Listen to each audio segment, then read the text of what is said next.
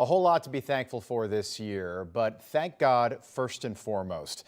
Thank God for being there in Butler, Pennsylvania on July the 13th. Something divine happened that day, and I truly believe that.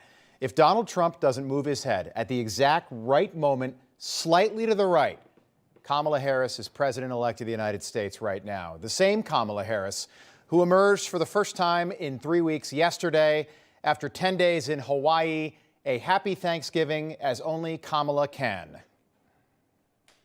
On this practical eve of Thanksgiving, I wish everyone a happy Thanksgiving with the ability and to find the ability at this moment to just remember there is so much to be thankful for. And so I wish for you that you are surrounded by the people you love and who love you. As you know, I encourage you to be around family in whatever way you compose that family, but to take a moment and just reflect on all the good you have done and all the good you have yet to do. Wow. Can you imagine 4 more years of that? I encourage you to be around family in whatever way you compose that family. Compose that family has literally never been uttered by a human being before in history. Compose that family. 22 days after the most shocking loss in history for a Democrat in at least the last 100 years, and Kamala can't even sound like a human being on Thanksgiving. I encourage you to mobilize with your birthing parents and your non-binary uncle, Jim, and the people that also came from your birthing parents and the offspring that came from you as a birthing parent. My God, Kamala, just say happy Thanksgiving. Stop trying to be politically correct. That was like a parody of a politician right there. Nobody cares, all right? But that was Kamala delivering a 9-minute message to campaign staff. We have no way of knowing what condition the vice president is in. She's still the vice president, but it cannot be good. After spending a week in Hawaii relaxing with Dougie, licking her wounds, you'd think she'd come back refreshed, tan. I'd love to be in Hawaii for 10 days with my wife, sipping Mai Tais, snorkeling with the turtles. They're everywhere there. Walks on the beach, talk about life. Kamala does not look well. I'll just say that. She looks tired. Her speech was oddly slurred. I'm not indicating anything, but it was. It looked like one of those police videos where the person tries to prove that they didn't do it. I don't know why this video was even released, but it started with a big old thank you to Tim Walz. Thank you, Tim. Thank you. Back at you, brother. You are such an extraordinary leader, and we have become lifelong friends. You believe in uplifting the dignity to which all people are entitled. You are a national leader and a dear friend, and thank you. No, he doesn't. Tim Walz does not believe in uplifting the dignity to which all people are entitled. That's what she said. Tim believes that little boys need tampons in bathrooms at public schools starting in the 4th grade. Talk about dignity. Tim Walz created a hotline, the only one in the country, where people could tattletale on their neighbors if they had too many people over for Thanksgiving during COVID. That's who Tim Walz is. He's a joke, and he is definitely not a national leader. He's probably the most local leader in the country right now. Tim Walz is going to be remembered for 2 things. The first, he will go down as the worst running mate selection in U.S. history. The second, he will forever be the answer to a trivia question that no one ever gets right. Who did Kamala Harris run with in 2024? After that, it was back to joy for Kamala. Take a look. And that we will do that work with a sense of joy, yes, with a sense of work ethic and understanding it's going to be hard, but it's good work. It's good work to be engaged in a collective fight for America's future.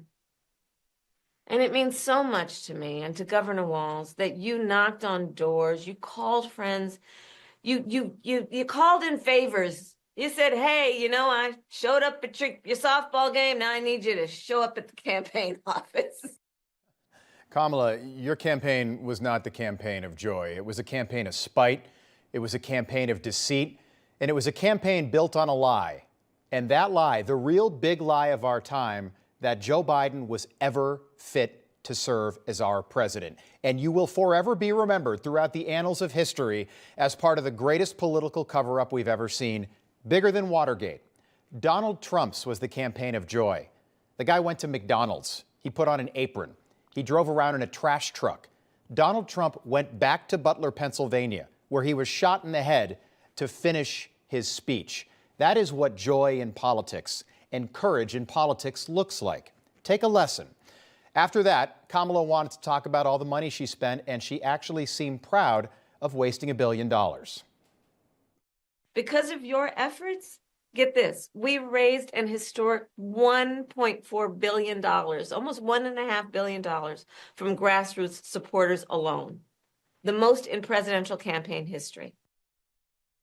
All right, I don't know how disconnected one person can be. Kamala is proud of the fact that what she did was criminal.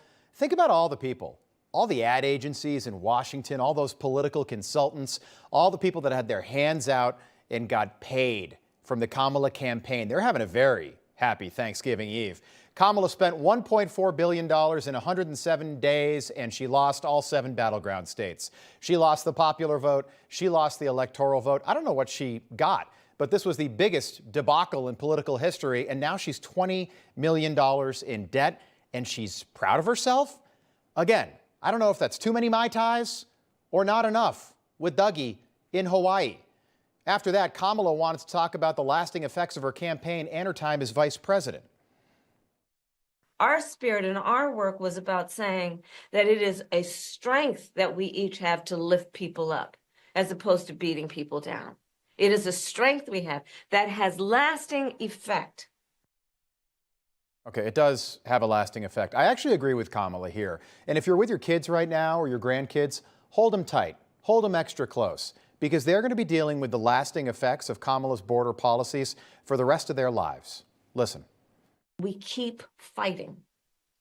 And the fight that fueled our campaign, a fight for freedom and opportunity, that did not end on November 5th. A fight for the dignity of all people, that did not end on November 5th.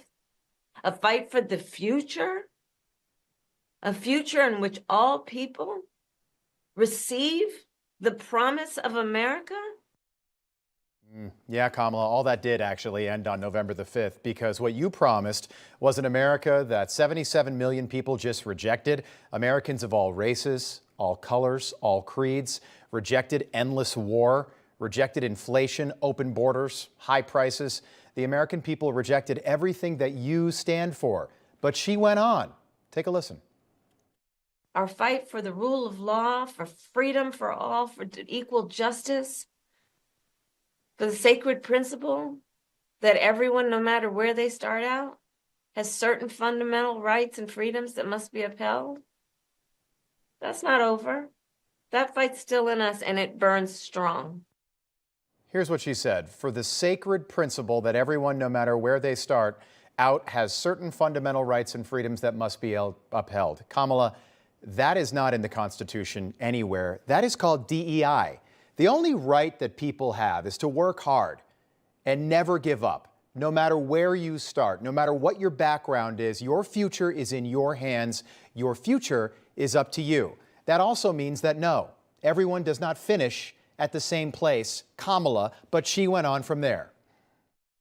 Don't you ever let anybody take your power from you.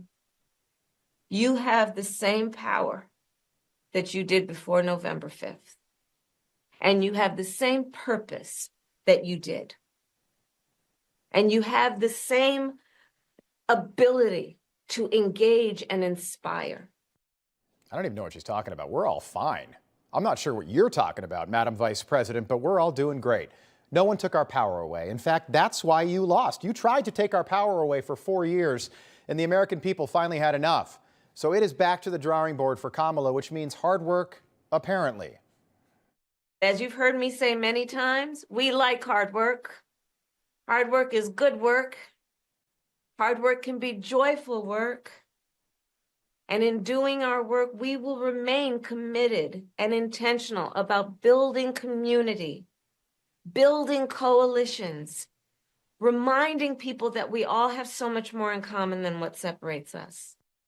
I feel like Kamala probably cried after that video a day ago, the emptiest politician that I've ever covered in journalism. A woman who stands for nothing, 20 years in politics, and she can't do the easiest part of her job. On Monday, Kamala leaked to Politico that she wants to run for governor of California in 2026 or president again in 2028. But what she doesn't realize is it is over. Kamala Harris will never be president. From her days with Willie Brown in California, where she had a leg up on the competition, to her brief stop in the Senate, to vice president, Kamala and Dougie have been exposed. Finally, it's over for Kamala. And I think the real message of this video is an acknowledgement from Kamala herself that she knows it's over too. 54 days to go, and the healing will officially begin. Information.